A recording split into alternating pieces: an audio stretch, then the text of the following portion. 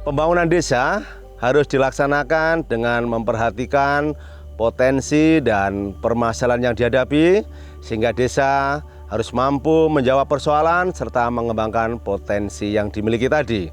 Prakarsa dan partisipasi masyarakat desa perlu terus diupayakan dan didorong untuk memperkuat desa sebagai subjek pembangunan. Penguatan masyarakat desa yang dimulai dari memberdayakan warga desa agar mereka terlibat secara aktif di dalam urusan kehidupan dan penghidupan di desa. Setiap warga bersedia secara sukarela bersuadaya gotong royong untuk membangun desa. Untuk itu, Kementerian Desa, Pembangunan Daerah Tertinggal dan Transmigrasi mendorong penguatan kapasitas masyarakat melalui pengembangan desa inklusif dan sistem akuntabilitas sosial untuk mewujudkan pembangunan desa yang lebih demokratis dan partisipatif.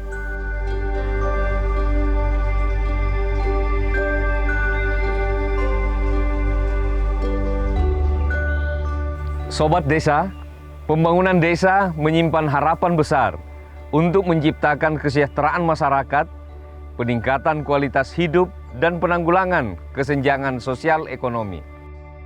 Sejak terbitnya Undang-Undang Desa, Undang-Undang Nomor 6 Tahun 2014, desa memiliki wewenang untuk mengatur kepentingan sesuai dengan hak asal dan hak tradisional masyarakat.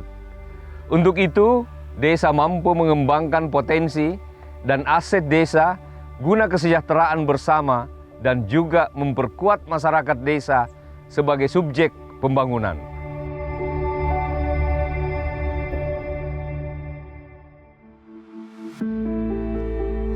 Dalam prakteknya, masih dijumpai tantangan dalam penguatan masyarakat sebagai subjek pembangunan desa, seperti kurangnya partisipasi masyarakat, khususnya kelompok marginal dan rentan, kelompok difabel yang masih dipandang sebelah mata, pembangunan yang belum responsif gender, belum optimalnya pemberdayaan dan pengorganisasian kelompok perempuan desa, kurang meratanya pelayanan dasar, konflik pengelolaan dan pemanfaatan sumber daya alam, hingga menyebabkan manfaat pembangunan desa yang tidak dirasakan oleh seluruh masyarakat.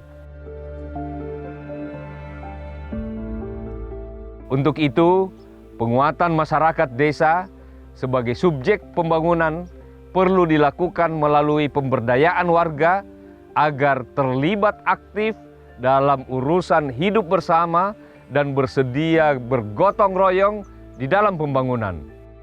Peningkatan kapasitas masyarakat melalui pendampingan desa inklusif dan sistem akuntabilitas sosial menjadi momentum dalam membangun model pembangunan desa yang partisipatif, yang inklusif, dan menerapkan praktik akuntabilitas sosial. Ketiga aspek tersebut merupakan modal penting bagi kemajuan desa.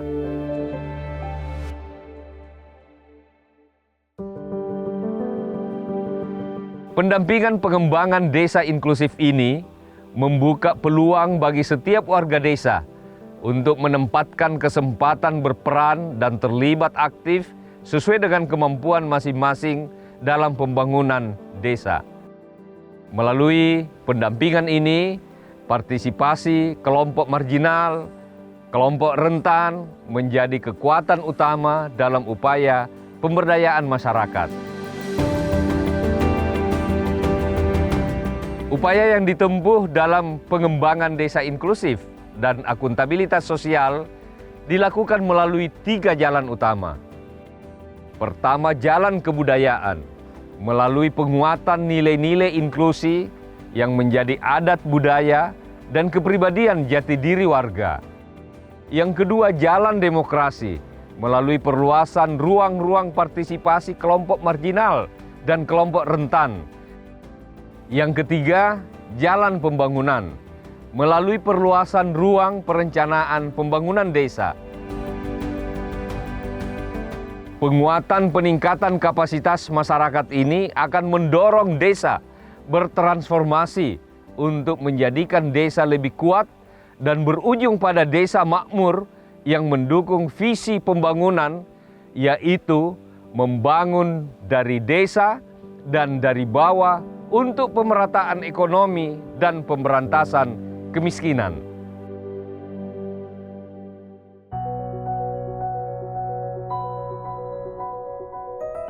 Setelah adanya sekolah lapang, saya jadi bisa mengembangkan diri saya dan mengikut sertakan diri saya untuk sosialisasi dengan masyarakat, memberikan pendapat kepada kepala desa.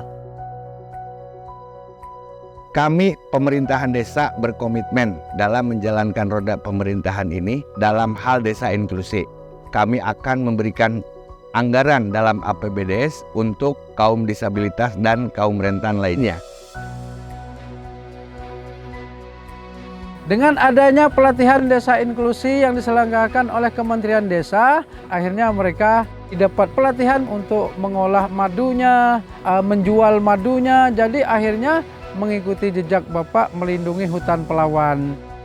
Semenjak dari itulah hutan Pelawan dikenal oleh masyarakat yang ada di Bangka Belitung dan di Indonesia. Bahkan alhamdulillah sampai sekarang sudah dikunjungi oleh turis dari 80 negara.